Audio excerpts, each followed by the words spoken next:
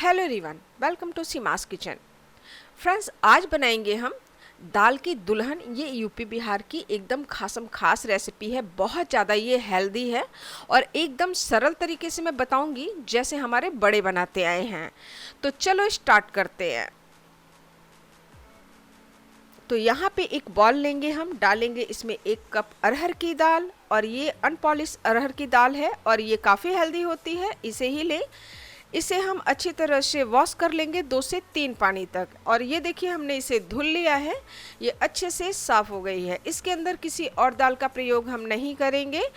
और अब इसे कुकर लेते हैं और कुकर में ट्रांसफ़र करेंगे। फ्रेंड्स, अरहर की दाल में ही इसे बनाई जाती है, जिससे इसका टेस्ट काफ़ी अच्छा होता है। मूंग की दाल का इस्तेमाल आप कर सकते हैं अगर आपको पसंद है। करीब 3 कप इसमें हम पानी डाल देंगे और इसके बाद हाफ टी स्पून इसमें नमक, 1/4 टीस्पून हल्दी पाउडर डालेंगे। अब इन्हें हम मिक्स कर लेते हैं। अब इसके साथ में एक तेज पत्ता हम डाल देते हैं। तो सिर्फ हम तेज पत्ता ही डाल रहे हैं, बाकी कोई होल मसाले इसके अंदर न डालें। इससे टेस्ट इसका जो है ना चेंज हो जाता है, मेन टेस्ट नहीं आ पाता है। यहाँ कुकर हम बंद करेंगे और इसे हम 3 सीटी में कुक कर लेंगे। तो इसे हम करते हैं अब कुक, और साथ में हम यहाँ पे तैयारी कर लेते हैं उस दुल्हन की जिसे हमें बनाना है। तो 1 कप हमने यहाँ पे गेहूं का आटा लिया है और करीब 2 चुटकी इसमें नमक डालेंगे। और ये नमक भी ऑप्शनल है, आपको अगर पसंद नहीं है तो न डालें। और इसमें घी वगैरह मैं कुछ भी नहीं डाल रही हूँ, कोई मोयन का इस्तेमाल इसके अंदर नहीं करना है। बिल्कुल नॉर्मल पानी से हम इसे नरम मुलायम आटा गूंद करके तैयार कर लेंगे, जिस तरह से हम रोटी और चपाती का आटा तैयार करते हैं उस तरह से हमें इसे तैयार कर लेना है। फ्रेंड्स, इसके अंदर आप चाहे तो थोड़ा सा घी डाल सकते हैं कि कोई बात नहीं है, डाल लेते हैं, उससे थोड़ा सा टेस्ट अच्छा हो जाता है, लेकिन ऐसा कुछ भी नहीं होता है। और हम इसी तरह से देखते आए हैं और काफ़ी स्वादिष्ट लगता है। तो अगर हम इन्हें हेल्दी बनाना चाहते हैं तो हम बाकी की चीज़ों को इग्नोर करें इसमें, तभी ये बहुत अच्छी और हेल्दी और टेस्टी हमारी ये जो दाल की दुल्हन है बनके तैयार होगी। तो आटे को हम बिल्कुल नरम मुलायम इस तरह से देख सकते हैं। इस तरह से आटे को एकदम सॉफ्ट गूंद लेना है और बिल्कुल हार्ड नहीं गूंदना है।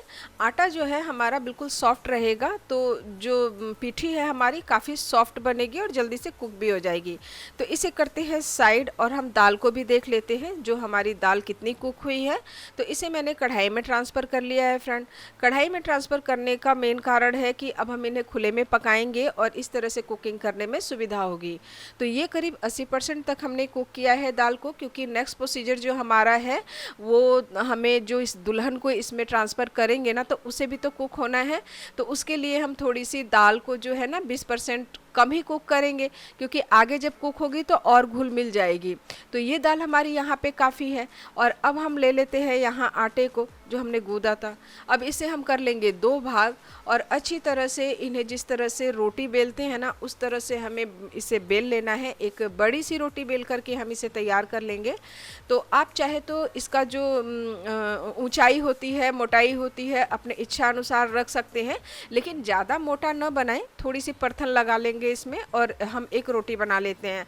तो मैं यहाँ पे जब रोटी बना लेती हूँ ना तब आपको दिखाती हूँ कि किस तरह से हमें कितना मोटा इसे बेलना है। बहुत ज़्यादा मोटा आप करेंगे ना तो कुकिंग का प्रोसीजर जो है लंबा भी हो जाएगा और वो दांत में जा कर के चिपकते हैं, खाए नहीं जाते हैं सही से। हालांकि कुकिंग होने के बाद दांतों में चिपकना नहीं चाहिए, लेकिन अगर मोटा होता है तो दिक्कत होती है खाने में। तो इसकी देखिए रोटी जो हमने बेली है कितनी मोटी है, तो इतना पतला हमें बेलना है और ये कुकिंग अच्छे से हो जाती है। फ्रेंड्स, तो अब हम क्या करेंगे, जब ये रोटियां हमारी इस तरह से तैयार हो जाती हैं तो यहाँ पे हमने लिया है कुकी कटर, और आप चाहे तो यहाँ पे किसी कटोरी गिलास का भी इस्तेमाल कर सकते हैं। इससे हम एक बराबर पोर्शन में इसे कटिंग कर लेंगे। लेकिन आप छोटी छोटी लोइयाँ तोड़ करके ना, जिस तरह से हम पानी पूरी बनाते हैं या पूरी बनाते हैं उस तरह से भी आप कर सकते हैं। इन सब चीज़ों से अगर आप बचना चाहते हैं, लेकिन इसका इस्तेमाल ज़रूर करें। शेप काफ़ी अच्छा होता है, एक समान होता है और देखने में भी खूबसूरत लगता है, और चीज़ें खूबसूरत लगे तभी खाने की इच्छा भी बढ़ती है, भूख भी बढ़ती है। तो ये हमने सारे जो है इसकी कुकिंग कटर से अच्छी तरह से कुकीज़ से कर लिया है। और अब इसे हम क्या करेंगे कि आप इसकी पोर्शन जो है, डिज़ाइन जो है अपने इच्छा अनुसार बना सकते हैं, जैसे आपको सुविधा लगे। मैं इसे फोल्ड करके सिर्फ एक हिस्से में बनाऊंगी इसे। आप इस तरह से भी बना करके 4 पंखुड़ियों वाला बना सकते हैं।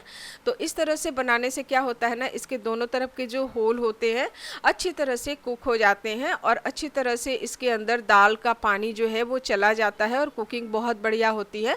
और दूसरी चीज़ है कि आपको इसे बहुत बड़ा नहीं बनाना है, क्योंकि ये बनने के बाद इसका साइज ऑटोमेटिक बड़ा हो जाता है, फूल जाता है। तो एक ये आकार है फ्रेंड्स, इस तरह से भी बना सकते हैं। तो इस तरह से 2 तरह की चीज़ें जो है हमने यहाँ पे दिखाई हैं। आप 3 फ्लावर वाले भी बना सकते हैं, सभी तरफ से मोड़ करके। डिजाइन अपनी इच्छा के अनुसार है। और ये देखिए इस तरीके से हम दूसरी तरफ से भी इसे जब चिपकाएंगे ना तो ये बहुत ही अच्छी बन जाएगी, जिस तरह से माइक्रोनी होती है। और ऐसे करके हम सारी बना लेते हैं, यहाँ पर पीठी बना करके तैयार कर लेंगे। तो ये देखिए हमने दोनों तरह से पीठी हमारी तैयार हुई है। और इसे मैंने बहुत बड़ा नहीं बनाया है, क्योंकि ये जब कुक होगी तो बड़ी हो जाएगी। और इतनी बड़ी हमने बनाई है तो कुकिंग के बाद जितना इसका साइज बढ़ता है फ्रेंड्स, तो हमें स्पून में लेने में भी काफ़ी सुविधा रहती है। और अब यहाँ पे दाल हमारी जो है बिल्कुल रेडी है, लेकिन दाल हमारी गाढ़ी है। इतनी गाढ़ी हमें रखनी नहीं है, क्योंकि हमें पीठी को भी कुक करना है। तो अब इसमें हम डाल देते हैं थोड़ा सा पानी और इसे पतला कर लेंगे। पतला करने का मेन कारण क्या होता है कि जब हम इसके अंदर उस पीठी को डालेंगे तो वो पानी को और फ्रेंड्स नमक को भी वो पी जाती है। इसकी कंसिस्टेंसी देखिए इतनी ही है।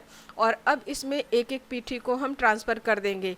एक चीज़ यहाँ पे सजेस्ट करना चाहूँगी कि इस दाल को आप बार बार नमक चेक करते रहें, क्योंकि जो पीठी है इसके पानी को भी सोखती है, इसके नमक को भी सोखती है।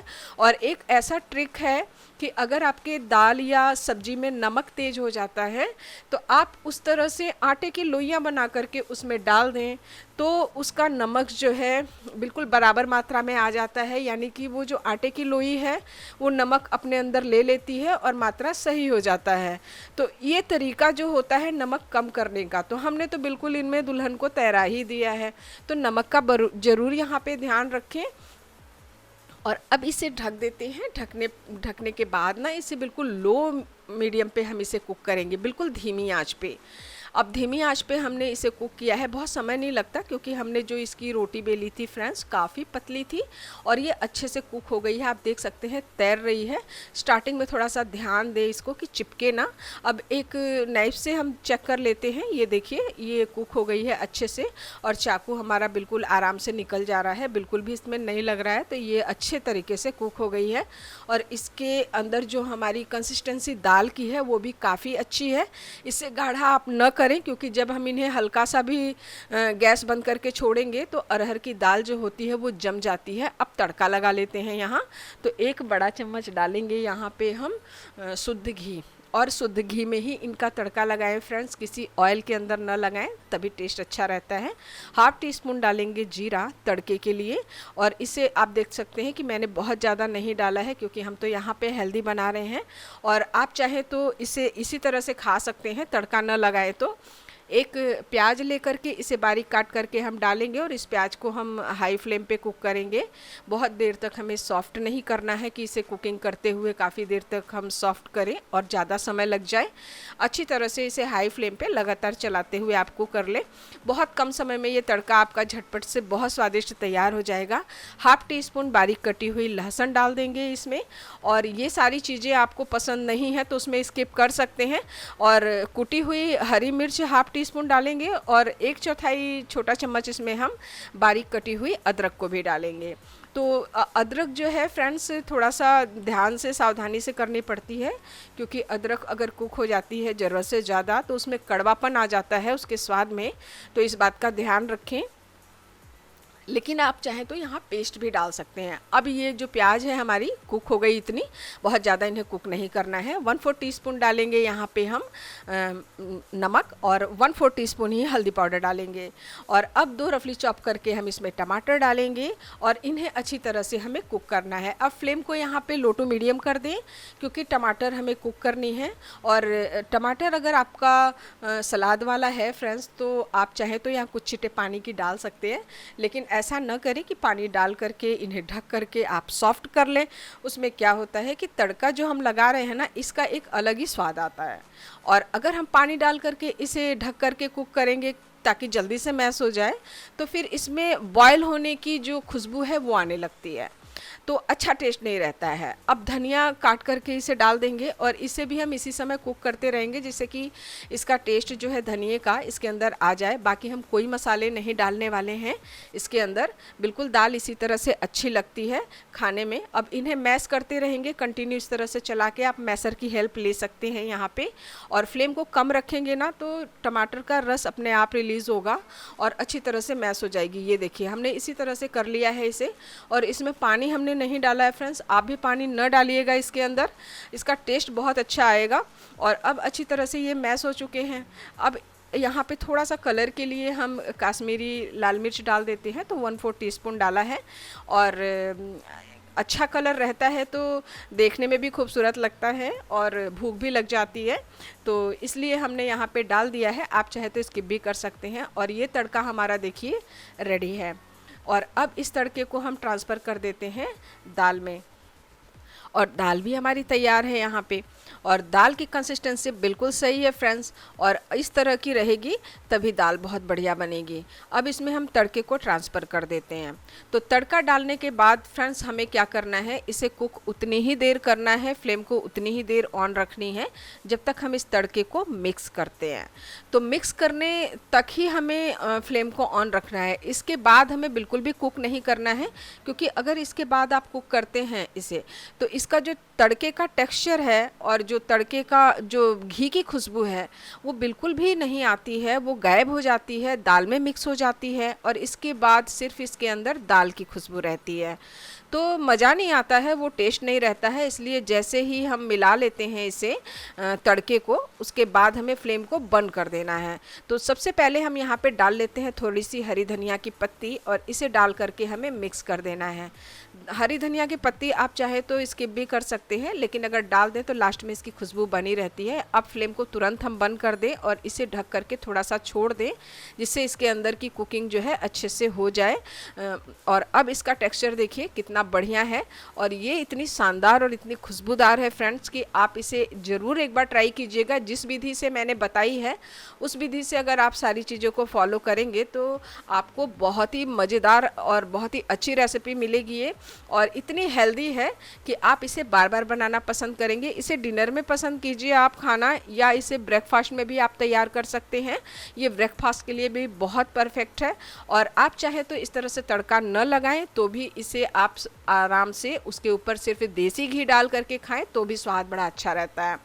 और अब इसका टेक्सचर देखिए, जितनी पतली हमने रोटी बनाई थी उस हिसाब से ये कितनी बढ़िया तैयार है।